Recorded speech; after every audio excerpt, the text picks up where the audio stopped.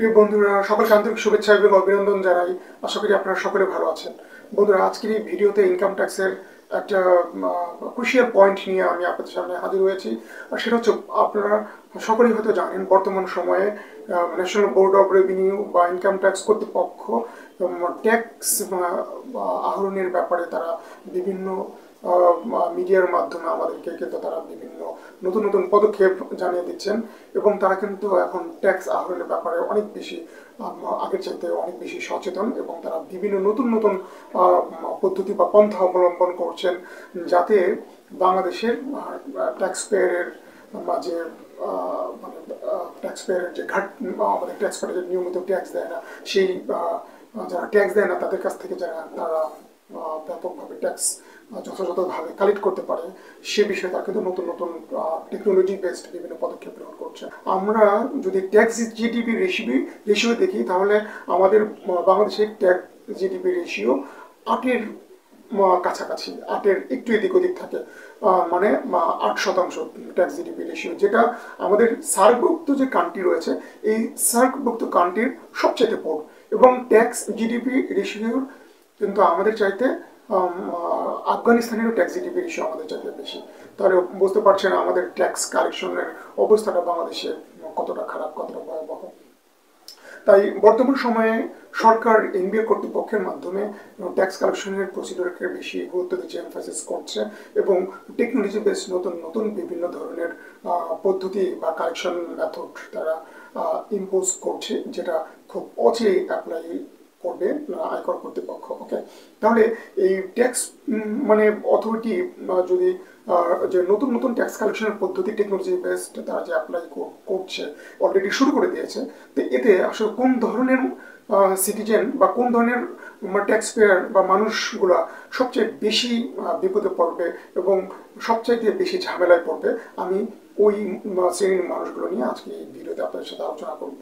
প্রিয় বন্ধুরা, technology based বা নতুন যে ট্যাক্স কালেকশন মেথডগুলো national board of revenue employed করা শুরু করেছে, বা দিন দিন আরও বেশি কঠোরভাবে সেগুলো এমপ্লয়েড করছে, তার জন্য 3 ধরনের মানুষ বা 3 ধরনের নাগরিক সবচাইতে বেশি মানে তারা ঝামেলার সম্মুখীন হবে, বা তাদের চেহারাটা জনগণের সম্মুখে প্রকাশ হবে। তার মধ্যে প্রথম রয়েছে যারা টিন যাদের আছে, যারা মানে রেজিস্টার্ড ট্যাক্স পেয়ার, টিনধারী, কিন্তু তারা রিটার্ন দেন না। এই শ্রেণীর সবচেয়ে বেশি বিপদে পড়বে।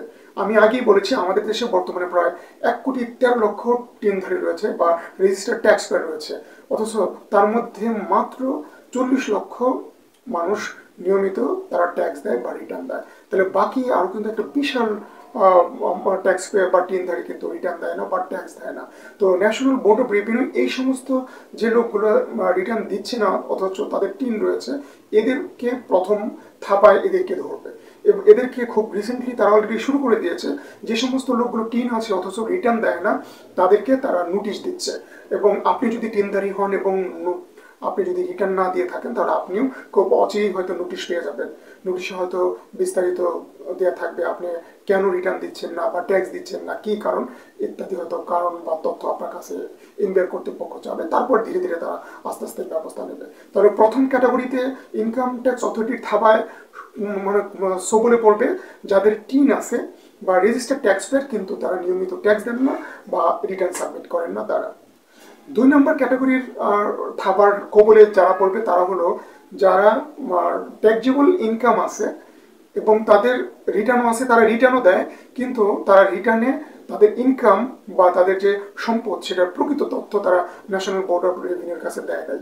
এই ধরনের লোক ব্যাপক ঝুঁকিতে পড়বে। যারা রিটার্ন দেয় কিন্তু কনসিল করে, এবং তারা কি করে, তাদের আয় বা সম্পত্তি রিটার্নে ঠিকমতো সাবমিট করে না, ফলে ঠিকমতো ট্যাক্সও তারা ক্যালকুলেট করে দেয় না। এই সমস্ত লোকগুলোর ফাইলগুলো তারা এখন ব্যাপকভাবে অডিট করবে, এবং অডিটে তাদের যখন মনে হবে যে সামঞ্জস্য রয়েছে, তারা যখন এই সামঞ্জস্যটা তারা স্ক্রুটিনাইজ করে বের করবে, এবং এটা তাদের জন্য খুবই ইজি, কেননা এখন তারা ইন্টিগ্রেটেড বিভিন্ন ধরনের সফটওয়্যার বা তারা বিভিন্ন এআই ইউজ করবে, যার ফলে খুব সহজেই ওই ব্যক্তির ইনকাম এবং অ্যাসেটের পরিমাণটা ন্যাশনাল বোর্ড অফ রেভিনিউ খুব দ্রুতই জেনে যাবে। যখন এটা খুব ইজিলি রিটার্নের সাথে ম্যাচ করবে এবং তখন দেখবে যে প্রাপ্ত তথ্য ইনকাম ওই ব্যক্তির রিটার্নের ইনকাম বা অ্যাসেটের সাথে বা এক্সপেন্ডিচার বা ইনকামের সাথে মিল নেই, তখন কিন্তু তার ফাইলটা অবজারভেশনে পড়বে, অডিটে পড়বে, অডিট করে তাকে কিন্তু একদম ব্যাপক হারে তাকে জবাবদিহিতার সম্মুখীন করবে, তার উপর জরিমানা সহ সব কর এবং শাস্তিযোগ্য অপরাধের আওতায় তাকে আনতে পারে। তাহলে এই শ্রেণীটাও কিন্তু দ্বিতীয় মানে ইনকাম ট্যাক্স অথরিটির থাবার কবলে পড়বে। 3 নম্বরে সর্বশেষ যে ব্যক্তিরা ইনকাম ট্যাক্স অথরিটির বা আয়কর কর্তৃপক্ষের ছবলে পড়বে তারা হলো যাদের ট্যাক্সেবল ইনকাম আছে কিন্তু তারা রিটার্ন তারা টিনও নেয়নি, তারা রেজিস্টার্ড ট্যাক্স পেয়ার না এবং তারা নিয়মিত রিটার্নও দেয় না, বা তারা যেহেতু তাদের টিন নাই তাই তাদের রিটার্ন দেওয়ার তো প্রশ্নই আসে না, অথচ তাদের ট্যাক্সেবল ইনকাম আছে, তাদের বিত্ত বৈভব প্রচুর, তাদের সম্পত্তি রয়েছে প্রচুর এবং প্রচুর ট্যাক্সেবল ইনকাম। তো এদেরকেও তারা বিভিন্নভাবে তাদের পরিদর্শক দল দিয়ে এখন মাঠে নামবে, নেমে বিশেষ করে যে সকল মিডিয়াম ব্যবসায়ীরা যাদের ব্যাপক ট্যাক্সেবল ইনকাম রয়েছে বা যারা দুর্নীতিবাজ ঘুষখোর, তাদের ব্যাপক প্রপার্টি রয়েছে অথচ তারা ঠিকমতো টিনও নেয়নি, রেজিস্টারও করেনি, অথচ তাদের ব্যাপক ট্যাক্সেবল ইনকাম বা লিগ্যালভাবে তারা ইনকাম আর্ন করেছেন, তারা ট্যাক্স দিচ্ছেন না, রিটার্ন দিচ্ছেন না বা রেজিস্টার হচ্ছেন না, টিন নিচ্ছেন না, এদেরকে তারা ফিল্ডে গিয়ে তাদের পরিদর্শকের সংখ্যাটা বাড়াবে এবং ফিল্ডে গিয়ে তারা ইনস্ট্যান্টলি তাদের কাছ থেকে বিভিন্ন নাগরিকের তথ্য তারা নেবে এবং তথ্য নিয়ে তাদের বা ওই পরিদর্শক টিম সবকিছু অবজার্ভ করবে, ফিজিক্যালি অবজার্ভ করে তার কাছ থেকে তথ্য নিয়ে ইনস্ট্যান্ট তারা টিন ওপেন করবেন, টিন ওপেন করে তার উপর তার ট্যাক্স অ্যাসেস করে ইনস্ট্যান্টলি ট্যাক্স আদায় করবেন।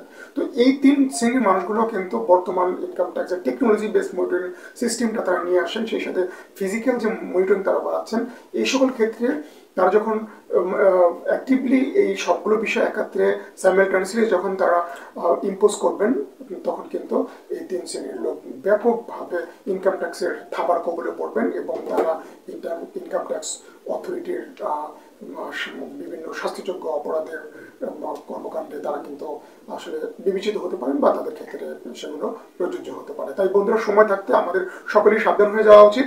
আমাদের যারা টিন আছে বা আমরা যারা টিন নিয়েছি তাদের যদি ট্যাক্সেবল ইনকাম থাকে বা তাদের যদি 166 নম্বর ধারা অনুযায়ী যদি তাদের রিটার্ন দেওয়াটা বাধ্যতামূলক হয়, তাহলে অবশ্যই তাদেরকে নিয়মিত রিটার্ন দিতে হবে। এবং আপনার যদি টিন না থাকে, আপনার যদি ট্যাক্সেবল ইনকাম থাকে, তাহলে অবশ্যই আপনাকে টিন ওপেন করে আপনার রিটার্ন আপনাকে কিন্তু নিয়মিত সাবমিট করতে হবে, নিয়মিত ট্যাক্স দিতে হবে। আর সবচেয়ে অ্যালার্মিং বা ভয়ের বিষয় হলো আপনি যদি রিটার্ন দেন অবশ্যই, এবং আপনার রিটার্ন যদি প্রযোজ্য হয়, কোনো মতেই কখনোই আপনি ইনকাম ট্যাক্স রিটার্নে কোনো কিছু কনসিল করবেন না এবং আপনি আপনার সম্পদ এবং ইনকাম আপনি লুকাবেন না ইনকাম ট্যাক্স রিটার্নে। কেননা ইনকাম ট্যাক্স রিটার্ন কিন্তু এখন আর আগের মতো ম্যানুয়াল সিস্টেম নাই। এখন income tax authority total AI এবং উন্নত বিভিন্ন টেকনোলজি ব্যবহার করে এবং তার ইন্টিগ্রেটেড বিভিন্ন ফাইন্যান্সিয়াল সফটওয়্যার ব্যবহার করে আপনার এই জিনিসগুলো কিন্তু তাদের নখদর্পণে চলে গেছে, অতএব এগুলো লুকিয়ে আপনি পার পাবেন না। বন্ধুরা, আশা করি ইনকাম ট্যাক্সের যে নতুন তারা যে টেকনোলজি বেস মনিটরিং সিস্টেম তারা বর্তমানে সে এমপ্লয়েড করেছে বা অ্যাপ্লাই করেছে অলরেডি, বা বাকি কিছু দিন তারা অ্যাপ্লাই শুরু করবে, এই বিষয়গুলো যে আপনি যদি এই বিষয়গুলোর অনুধাবন করতে না পারেন তাহলে কিন্তু আপনি নিশ্চিত বিপদে পড়বেন। তো আশা করি আমার ভিডিওটা দেখে আপনি অ্যাওয়ার হয়ে যাবেন এবং এই 3 ক্যাটাগরির মধ্যে আপনার যদি কোনো ডিফল্ট থাকে আপনি সেটা সংশোধন করে নেবেন, তাহলেই ইনকাম ট্যাক্স অথরিটি কিন্তু আপনাকে কোনো ঝামেলায় ফেলতে পারবে না।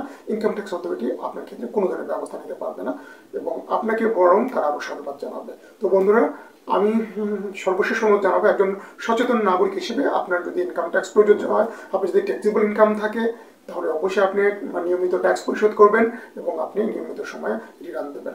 এই উদ্যত আহ্বান জানিয়ে আজকের মতো আমার ভিডিওটা এখানে শেষ করছি। বন্ধুরা, এই বিষয়ে আপনাদের যদি কোনো কোয়েরি থাকে, ইনকাম ট্যাক্স, ভ্যাট এবং ব্যাংকিং রিলেটেড যে কোনো কোয়েরি আপনাদের যদি থাকে, আমাদের ভিডিওতে কমেন্ট করে আপনারা জানাতে পারেন। পরবর্তী ভিডিও দেখার আমন্ত্রণ জানিয়ে আজকের মতো এখানে বিদায় নিচ্ছি। আল্লাহ হাফেজ।